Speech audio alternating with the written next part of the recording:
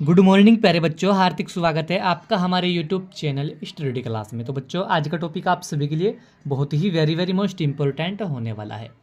बच्चों, आज का हमारा टॉपिक है कि भारत खनन व्यवसाय की प्रमुख विशेषताएं क्या होती है। इस तरीके से यहाँ टॉपिक हर साल बोर्ड एग्जाम में बच्चों 5 नंबर में पूछा जाता है। तो आज की इस छोटी सी वीडियो के माध्यम से हम आपको बहुत ही सिंपल भाषा में समझाएंगे कि भारतीय खनन व्यवसाय की प्रमुख विशेषताएं क्या होती है।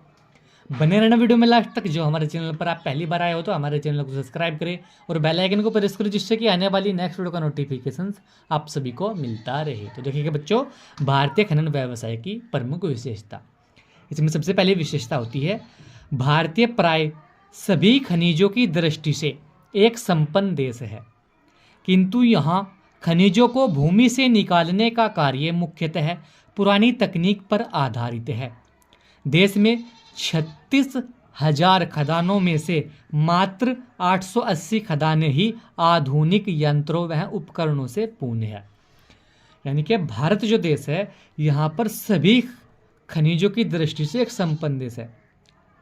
यानी कि भारत के अंदर सभी प्रकार के खनिज पाए जाते हैं, किंतु यहाँ खनिजों को भूमि से निकालने का कार्य, यानी कि यहाँ पर जो भारत के अंदर जो खनिजों को भूमि से निकालने का कार्य पुरानी तकनीक पर आधारित है। कि जिस तरीके से पहले भूमि से खोदकर खनिज निकाले जाते थे, उसी तरीके से अब भी यहाँ पर निकाले जाते हैं। देश में 36,000 खदानों में से, यानी कि भारत के अंदर भारत जो देश है, इसके अंदर 36,000 खदानें हैं जिससे हम खनिज खोद कर निकालते हैं। इनमें से मात्र 880 खदानें ही ऐसी है जिनसे हम यंत्रों और उपकरणों से खनिज खोद कर निकाले गए, अनेक प्रकार की मशीनों से खनिज निकालते हैं। कौन सी कितनी है? 880 ऐसी खदानें हैं जिनसे हम आधुनिक यंत्रों और उपकरणों से खनिज निकालते हैं। तो यह भी भारतीय खनन व्यवसाय की एक प्रमुख विशेषता होती है।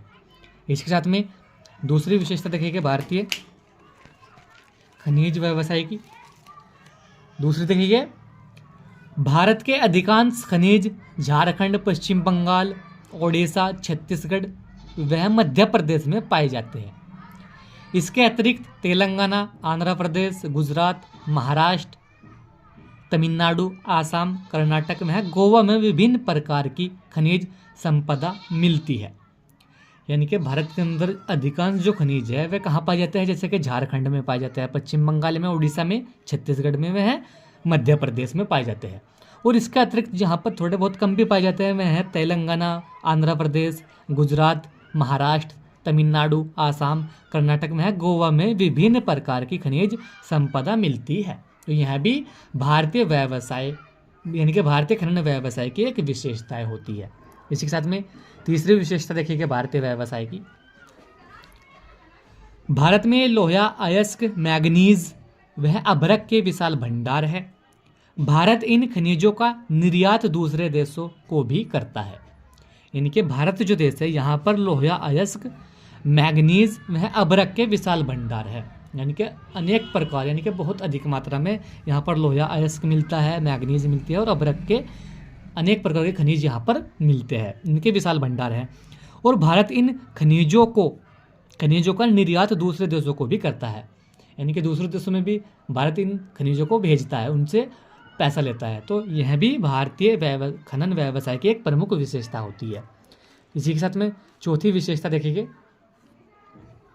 भारत का अधिकांश खनन व्यवसाय निजी क्षेत्रों के हाथ में है, जिसके कारण यहाँ खदानों का पूरा उपयोग नहीं हो पाता है। भारत सरकार ने अभ्रक में कोयले की खदानों का राष्ट्रीयकरण आवश्यक कर लिया है। यानी कि भारत जो देश है, यहाँ पर अधिकांश खनन जो है वह खनन व्यवसाय जो है वह निजी क्षेत्रों के हाथ में है।